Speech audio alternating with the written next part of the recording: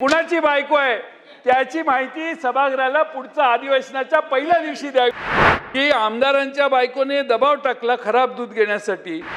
तुकाराम मुंडेने अलीकडे नामांकित दूध डेअरीवाले बोलून घेतले। पुण्यात मला वाटतं मीटिंग झाली असेल त्यांच्या ऑफिसला, सर्व दूध डेअरीवाले आले। तुकाराम मुंडेंनी सांगितलं चुकीच्या लोकांचं दूध तुम्ही चुकीचं दूध घेऊ नका। इथं डेअरीवाल्यांनी जाहीर सांगितलं त्या मीटिंग मध्ये की बीडच्या कोणा एका आमदाराची बायको आम्हाला दम देते आणि दूध घ्यायला लावते। मुख्यमंत्र्यांनी विचारलं पाहिजे त्यांना, तुकाराम मुंडेंना, की कोणाचं नाव त्यांनी घेतलं। मोठमोठ्या कंपन्या ज्या आहेत त्या कंपन्या म्हणतात की आम्हाला खराब दूध घेण्याचा दबाव येतो। मग एक लेट्सअप नावाचं चॅनल आहे, त्यांनी बातमी लावली की आमदारांच्या बायकोने दबाव टाकला खराब दूध घेण्यासाठी आणि त्यांनी बातमी लावली। त्याच्या संपादकाला फोन आमदाराच्या बायकोचा, धमकी दिली, याची चौकशी झाली पाहिजे। अध्यक्ष महोदय, हे काय चाललंय राज्यामध्ये? किती कॉन्फिडन्स, ओव्हर कॉन्फिडन्स। म्हणजे आपल्याला कुणाचा तरी आशीर्वाद आहे।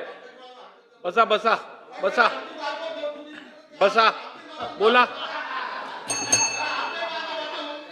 म्हणून म्हणतोय तुमच्यावरचा अन्याय दूर करायला देवेंद्र फडणवीसांनी चौकशी करावी आणि कुणाची बायको आहे त्याची माहिती सभागृहाला पुढच्या अधिवेशनाच्या पहिल्या दिवशी द्यावी, अशी माझी त्यांची मागणी आहे। अध्यक्ष महोदय, चोर मचाए शोर असं होऊ नये।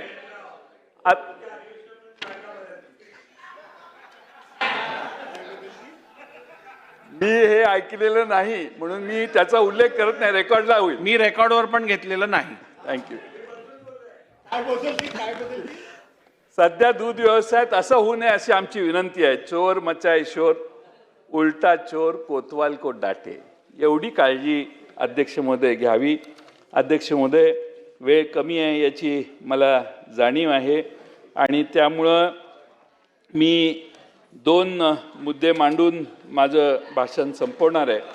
अध्यक्ष महोदय, मीरा भाईंदर मनपा क्षेत्रात पेणकरपाडा येथील RNA कोर्टयार्ड आणि मौजे नवघर येथील युनिक हाईट इमारत E10 आणि E11 याच्या प्रकल्पात तळमजल्याचा बेकायदेशीर वाणिज्य वापर करून FSIचं उल्लंघन केलेलं आहे।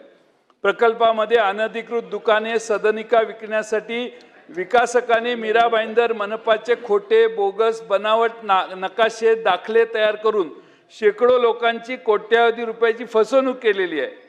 अध्यक्ष महोदय, रवी डेव्हलपर्स याची सुधारित